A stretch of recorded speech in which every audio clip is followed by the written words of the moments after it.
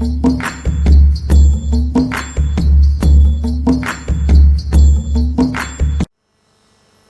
very basis of a spiritual process, or the very fundamentals of a spiritual longing, is to transcend the limitations of the physical. The most intimate part of physical creation for an individual being is his own body.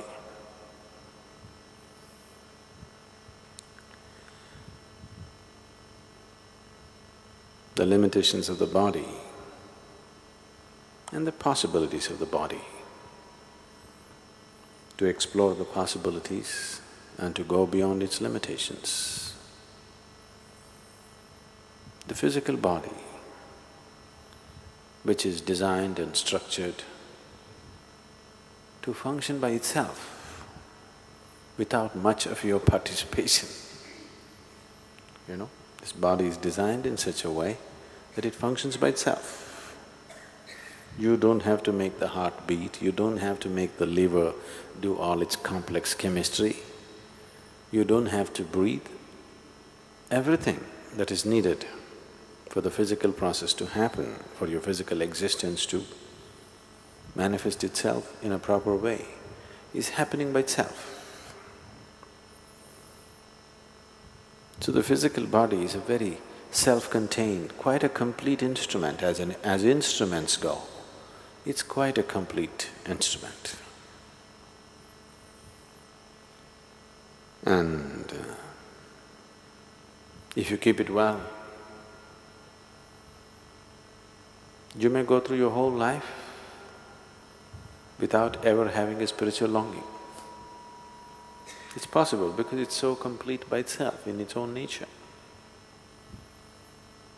If you're fascinated by gadgets, there is no better gadget. Every little thing you explore in this body is quite incredible. It takes a certain amount of intelligence and awareness for a person to see the limitations of this fantastic gadget that it is. Gadgetry is fine, sophistication of mechanism is fine, but still it doesn't take you anywhere. Just brings out of earth and gets you back to earth. Isn't it enough?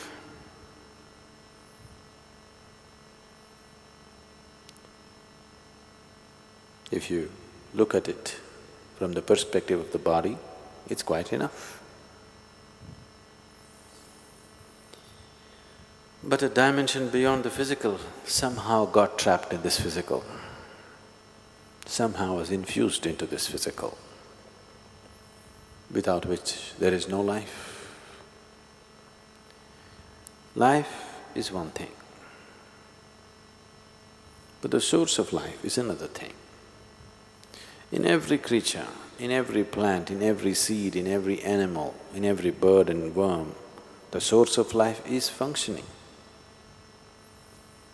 It is just that in a human being, it is functioning with little more presence.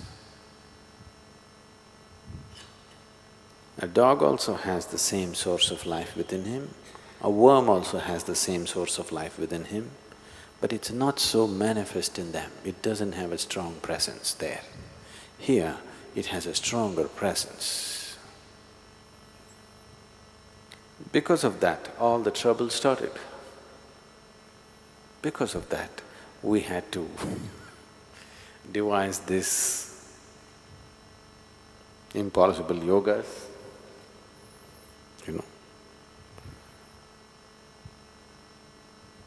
We have to do all kinds of things because the source of life has a larger presence in a human being compared to any other creature on this planet. If it had a low profile, the source of life or the creator or the divine, if it had a low profile presence in you as it is in other creatures, you wouldn't be in this ashram today. Yes. Because he's taken on a little high-profile presence.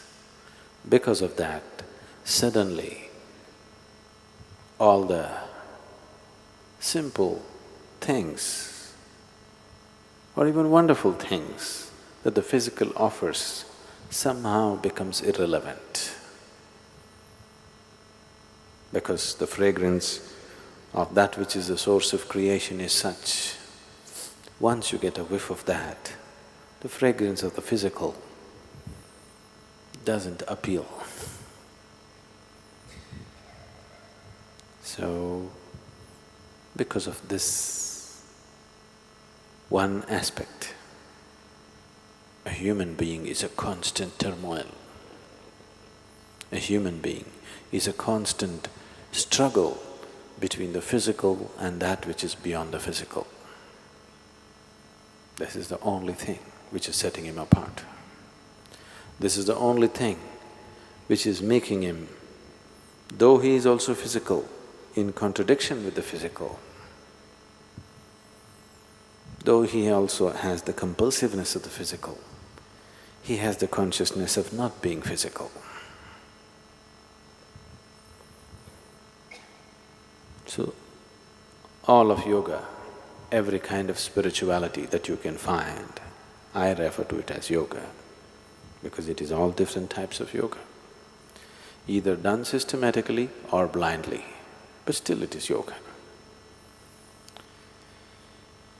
Any method that you employ to enhance the presence of the non-physical within you, any method you employ to heighten the presence of that which is the source of creation within you is yoga. How you do it, either by using the body or your intelligence or your emotion or using the fundamental life energy, it doesn't matter how you do it. Whatever you do, you only do with these four wings of who you are, or these four dimensions of who you are. So everything that you do to enhance the dimensions beyond the physical is referred to as yoga. So all these yogas became necessary because of this fundamental conflict, or a seeming conflict. I wouldn't really call it a conflict. It seems like a conflict between the instinct of self-preservation and the longing to become boundless. These two forces are not against each other, but when you look at it from a physical perspective, when your whole perception is limited to the physical, they seem to be in conflict, but they're not really in conflict. One belongs to the physical, another belongs to a dimension beyond the physical. If one has the necessary awareness to separate the two, then there is no conflict. But if one does not have this awareness, if he is identified with the physical, then there seems to be a conflict between these two fundamental forces which make a human being what he is right now.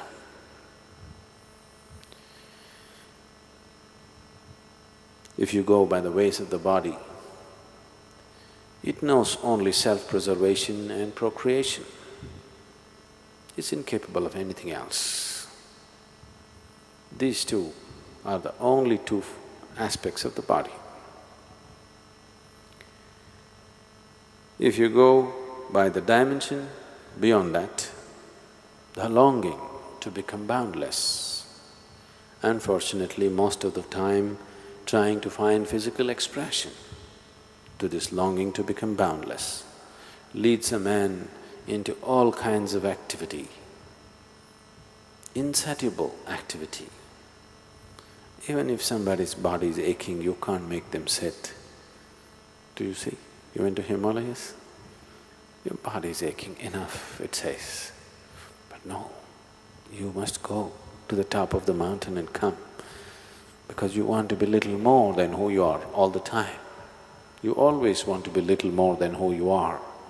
This longing is a never-ending longing. This longing is not seeking for little more, it is seeking for an ultimate expansion.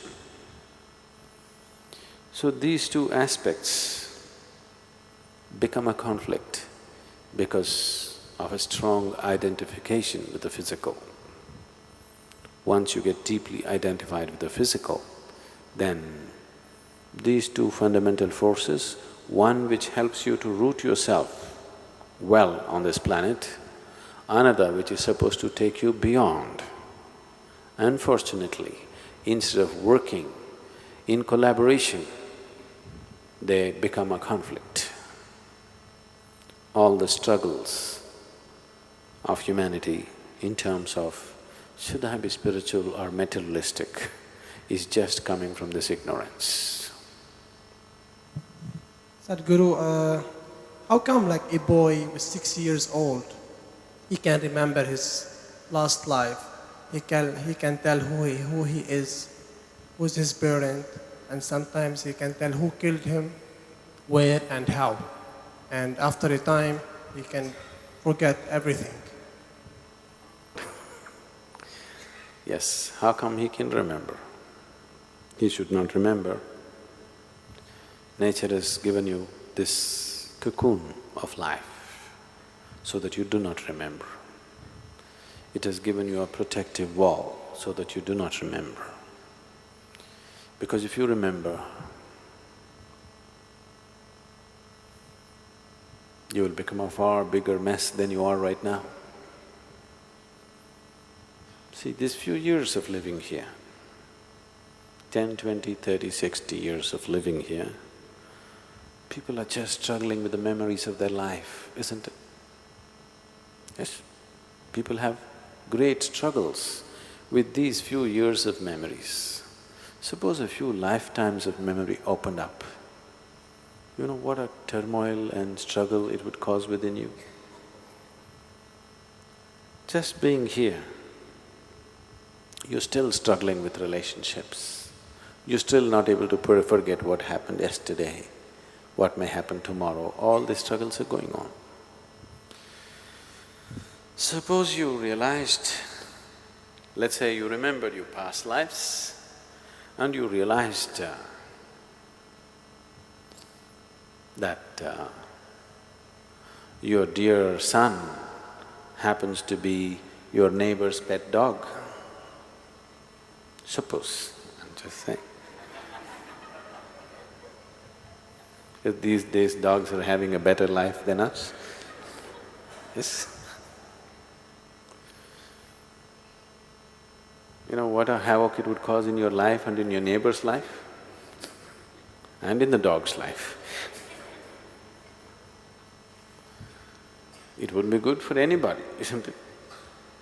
Unless you're in such a state of understanding and dispassion that even if you come to know this was your wife or your mother or your father or your dearest friend, you can still continue without even looking at them, then it's okay to know.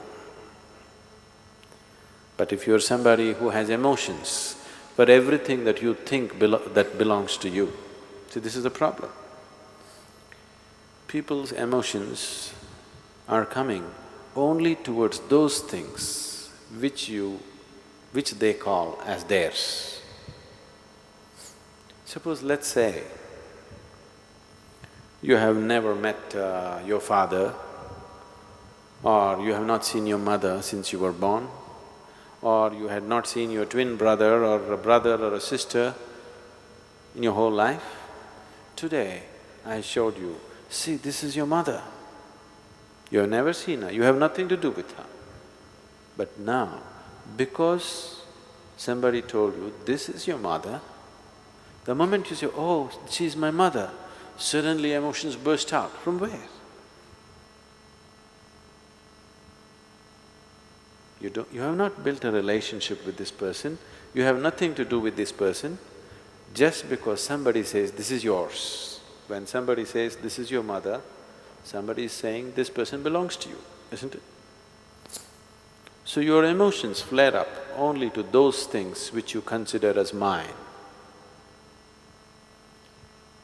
So, if you have this problem that everything has to be yours, only then it'll happen, then I would say, get little more greedy, make everything yours. Why be stingy on your greediness? Take it all the way.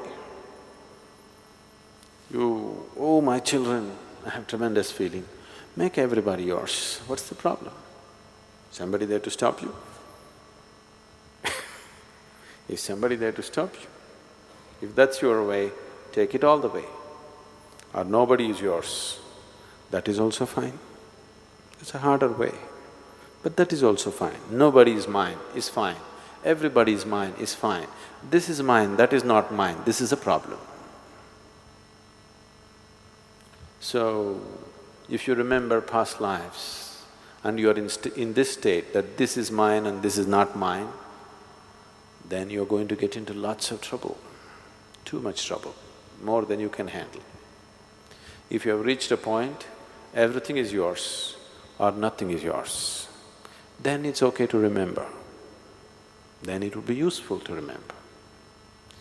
So a 6-year-old boy, just by chance, remembered something. It's just sometimes the systems in the nature fail, Some data input mistake. It happens. Such a complex structure, sometimes, it happens. Little bit of mistake, the necessary protection was not created in a particular child. Even if they do, usually before they grow up, they tend to forget.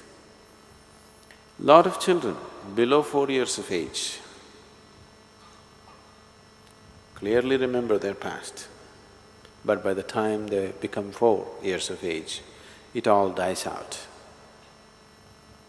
After 4 years of age, they get involved in this life, whatever is around them. Till they're 4 years of age, it is possible in their minds the past could be just going on. I don't know if you're aware of this in India, for a variety of reasons they said this. They say, till the child is 4 years of age, he belongs to God. Only after that, he belongs to you. Because they're saying, because he's running with so many memories, he doesn't belong to anybody at that time. After that, once his memory goes off, he starts relating to everything around him in a deeper way. That's when he begins to belong to you. At least he gives you an illusion that he belongs to you. Yes, they'll break it after some time. They do, isn't it? One way or the other they do. So, it could happen, it's happened many times, but generally such people forget after some time that capability or that kind of aberration, I would say, happens only at a certain phase of childhood. After that it dies by itself. Sadhguru, at the beginning today you said that the human is one where the source of creation has a greater presence. Now why does it have to be so? Is it just nature's ploy, existence ploy, a play where we are all just some kind of software programs designed for self-annihilation with some support systems? Why some people have the longing, some people don't? And why some people with longing find the right place or the right avenues to get their longings fulfilled? What is the secret behind all this? For the first part of the question, why are you asking me? I didn't create this damn place. I'm only trying to create a solution. I didn't create the problem. So, is this all apply for people, the spiritual people, to run their business?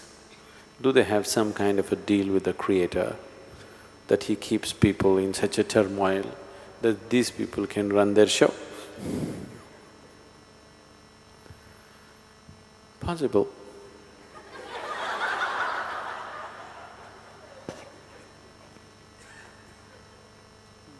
Sadhguru, that is not the question, Sadhguru. I know the question.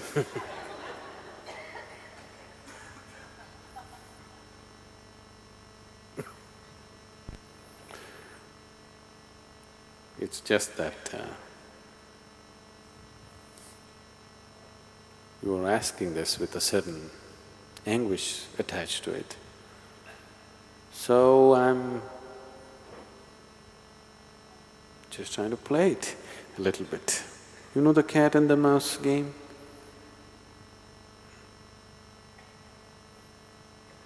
They say, Iliga prana sangata, bekkige chellata. What it means is, for the rat, it's a life and death question.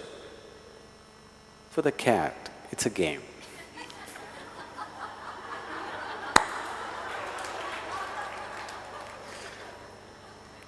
So, it all depends which one you are. So, why this whole thing is made like this? Is it some kind of a conspiracy between the spiritual gurus and the Creator? No. It's all conspiracy from the other side. We are trying to beat the conspiracy. We don't have a deal with the conspirator, but we have made friends with him. Now that we have made friends with him, we can get him to open the door. Or we have found the keys ourselves. Even without his permission, we started opening the door these days. Now why in one person there is a longing, in another there isn't? There is no such thing. In everybody there is a longing. In everybody there is a longing to be little more than what he is right now, isn't it? In everybody there is such a longing, that is a spiritual longing. It's just that most people do not recognize it as such till a certain amount of pain or suffering or old age or the constant threat of death enters their life. Till then, they will not recognize that longing for what it is. They will go on painting all kinds of pictures. Using that longing, they are painting 1,000,000 different kinds of pictures on a daily basis. They think it's about money.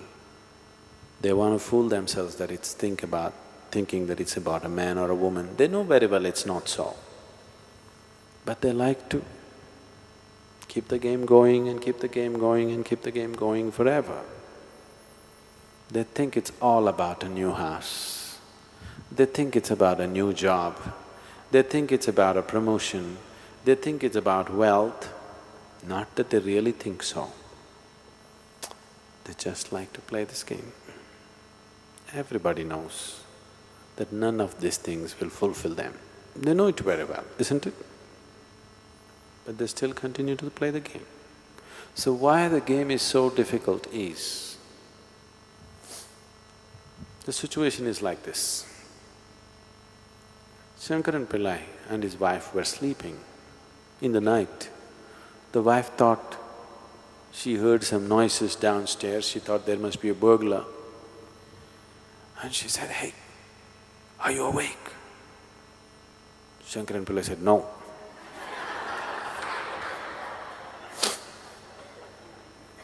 That's why you can't wake them up. You understand?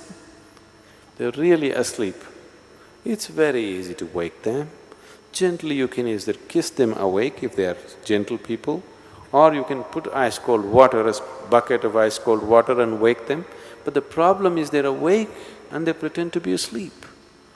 Now you have to coax them not to pretend. You know it's difficult. You know it's difficult.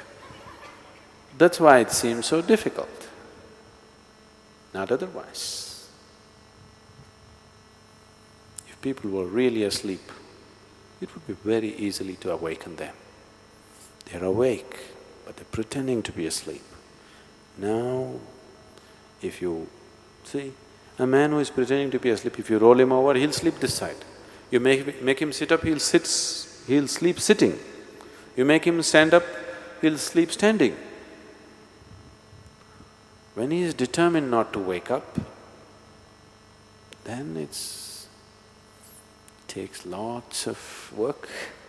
That's the foolish work we're doing in the name of spirituality. To wake people up who are already awake, but who like to pretend that they're asleep. Otherwise, why this going on and on? One satsang is enough, isn't it? Just one satsang is enough.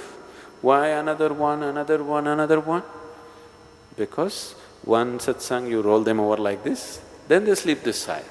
Next satsang, okay, that didn't work, you roll them like this, they'll sleep that in that position. In every new position they will sleep. So you don't let them sit in any position, you keep them moving to a point of frustration where they'll get up, okay, this damn man won't let me sleep anyway, what the hell? Let me come awake. This is the way fools will wake up. But the intelligent should wake up the moment they know they're awake, they must open their eyes and see. Those who are eager for life, those who are looking forward to the day, the moment they're awake, they will get up and come out. Those who are not looking forward to the day. If sun comes up, they want to deny it by the blanket, isn't it? So that's why the spiritual processes are designed like this. You like it or you don't like it, 5 o'clock in the morning, get up and cold water and sit down and do everything that you have to do. No, I don't like it, it doesn't matter you don't like it, just do it. You're asleep, it doesn't matter. You still walk around and do everything. If you do this for some time, then you will realize, what's the point pretending? Anyway, they'll make me do all these things. Then it'll not be worth pretending. You're creating a whole range of illusions for yourself. Life should disillusion you somewhere, it will. The sooner it does, it's good. When life doesn't, a guru tries to hasten the process of disillusioning you. Do not understand disillusion as a negative process. Disillusioning means destroying your illusions, isn't it? If you get disillusioned, is it a positive thing or a negative thing?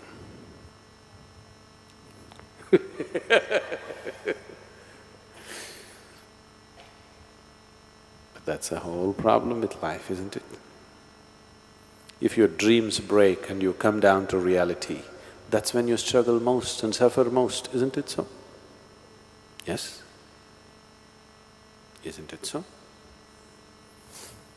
If everything that was an illusion broke and it landed you in reality, you must be joyful. But just the reverse is happening. Because you're awake and asleep. That's the problem. If you were asleep, there was no problem. If you're fully awake, it's absolutely wonderful. You're awake, but you pretend to be asleep. This is a serious problem. Sadhguru, what are your views on homosexuality? Is it karmic? And can there be a redirection of the energy? or a practice for those who are struggling with it? I think most of the homosexuals of today are a product of a social situation rather than of any kind of physiological or any other inner need. Mostly, they are a social outcome of a certain attitude. If you go by the ways of the nature, sexuality was implanted in your body fundamentally for the sake of reproduction. We are all here because of that. But if there was no pleasure attached to it, nobody would go for it. Nobody would go for it.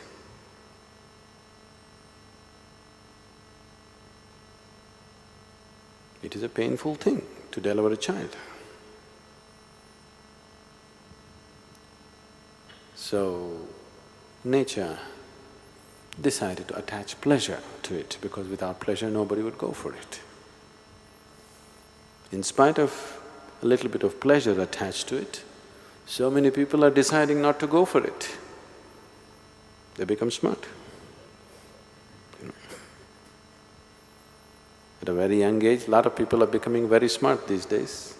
They're able to see through the limitations of it and say, this is not for us.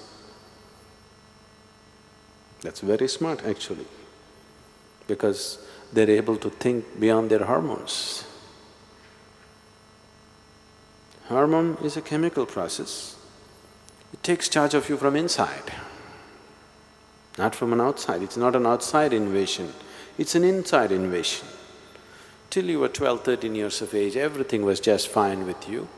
Suddenly, little bit of chemistry and then you don't know what the hell is happening with you. Suddenly the whole head has become wonky, you can't think beyond it. It's happened, isn't it? So the moment hormones hijack your intelligence, then you start acting funny and you act the whole world is revolving around your sexuality. There's nothing else to the world except sexuality. See, almost 90% of the artwork, literature, or any damn thing that's written or painted or sculpted is about sex, isn't it? Isn't it so? I don't know, I may not be right on the percentage, I think it's about 90%. Even if it's 75, I think it's a very distorted vision of life, isn't it? Yes? It's a very distorted vision of life, that one aspect of the physical takes up so much of human mind and consciousness is a very distorted perception of life. Now in that, what or whom you want to have to sex with has become another great identification. So when you talk about heterosexuality or homosexuality, you're just asking me with whom or what I should do. This thing that you call as sex, I don't care. All I know is, if your body and your consciousness and your mind is ruled by the simple hormonal changes that happen within you, you have a completely distorted perception of life.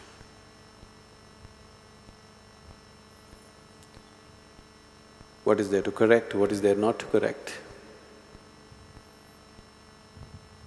If physiologically some certain needs have changed within a person, he could be helped, but most of it is social. I don't think one thing is better than the other.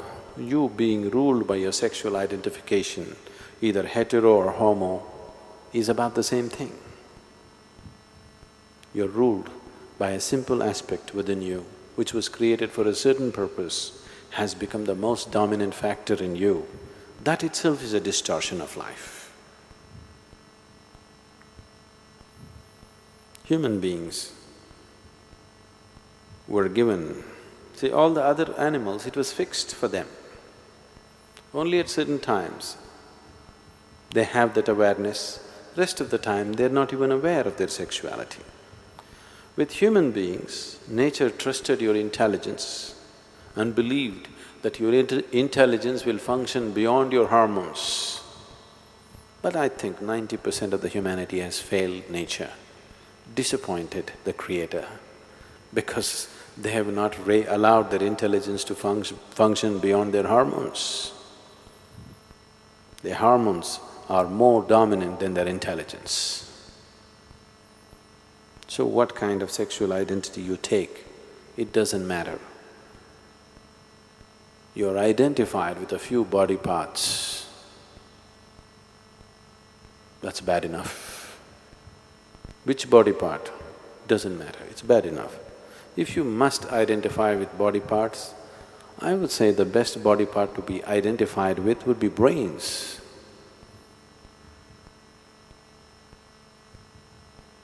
Not something else. Sadhguru, I just wanted to ask about alternative therapies and the effect… I'm sorry? About alternative therapies like acupuncture, shiatsu, Reiki, and I wanted to cover aura healing just in case I ever got interested in it. But how they affect you as a practitioner. Because what I read in Mystic Musings, that if you give Reiki to somebody, you're actually taking on their karmic patterns, which was a bit concerning. Why is it such a concern? I think I've got enough karma of my own. Don't really need anyone You don't want to else's. take any of their stuff? Not particularly, no. Oh. It's about handling my own stuff.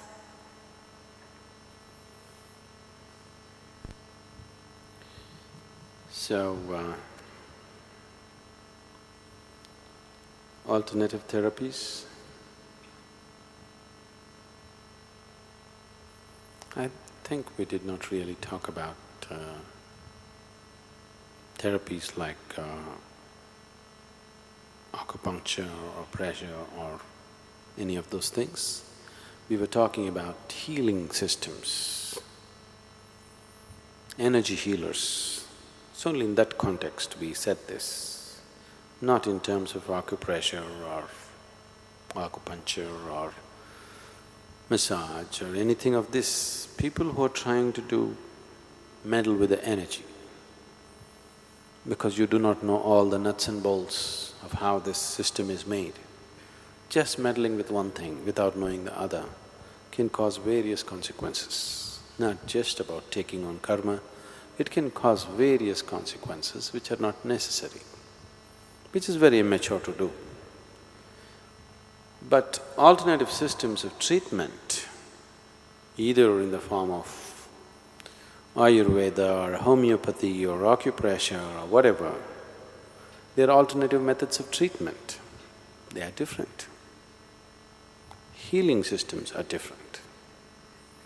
We were saying that only with reference to healing systems, not of alternative systems of treatment.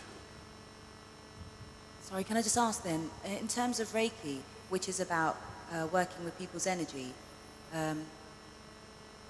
if you are a Reiki practitioner, how do you protect yourself then from taking on karmic? By not doing it.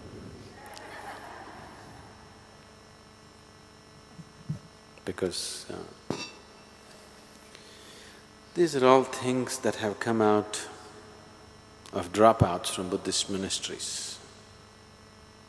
You meddling with another person's life process without knowing the whole of it is irresponsible. It is like you saw, these days you can see videos of major surgeries happening. So you saw a video like this, you observed everything very carefully.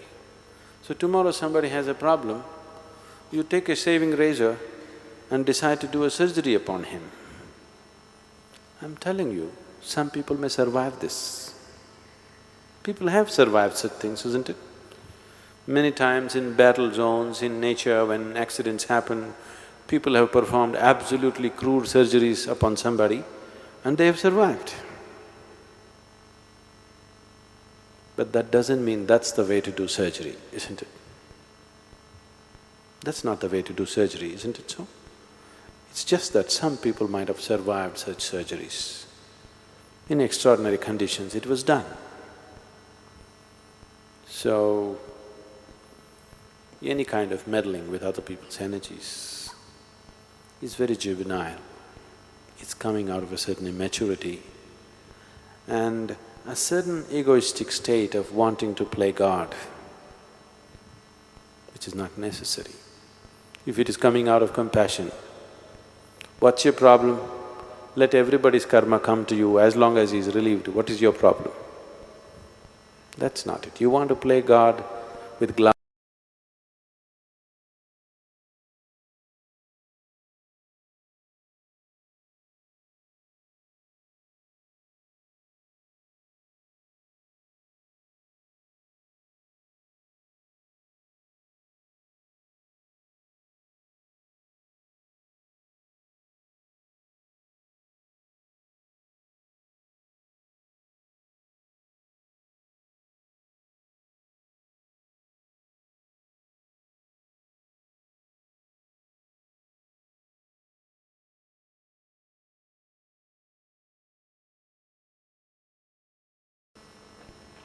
Can you say something about the significance of participating in the Nadaradanas each day, either singing or playing the bowls, drumming, or either just simply being there and meditating?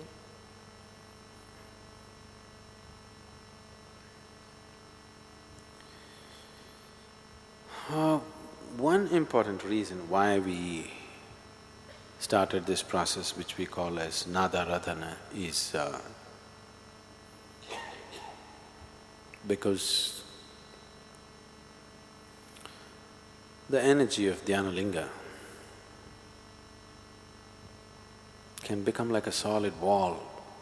It can become so intense that for those who penetrate through it, it'll be wonderful. Others will sit in the temple but will sit outside the energy. It can become like that because it is so intense, it's almost physical. I don't know, now that many of you are having a dip in the Tirthakund and then going into the temple, I'm sure some of you must have felt when you enter the temple, it's almost like a physical thing, it hits you. If you're sensitive to it, it's almost physical. Because the field of energy that gathers around the linga is so intense, it can be like a strong wall. If you penetrate that, you'll be wonderful, otherwise it would be not available for a lot of people simply because of its intensity. If it was of a weaker intensity, then a lot more people could enter. So twice a day, we are sort of cracking this wall by using certain sounds, sometimes melodious sounds, sometimes bad sounds, discordant sometimes very melodious. We are Isha, we are like this. We have people who have no music background of any sorts doing music. That's the miracle of Isha. It's very positive on one level, could be very frustrating on another level. But it's good, it at least disillusions you. And it works. So the sounds that are making, melody is only relevant to the people. The melody of the music that they produce is only socially relevant for the people who are sitting there.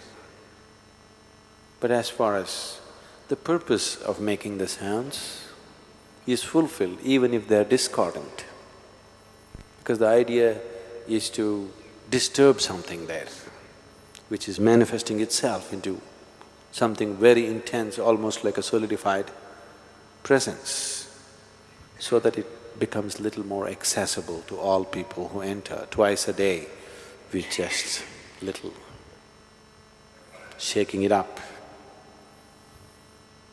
You could just do it with a few shouts and you can take kitchen utensils, make noises and do that too, if you do it intensely enough.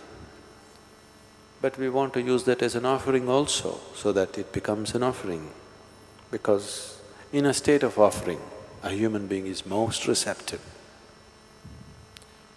Why always? In the Indian way of life, doesn't matter how poor you are, your children have not eaten for 10 days, but if you go to the temple, you must offer something. Not because God wants to eat your banana or coconut.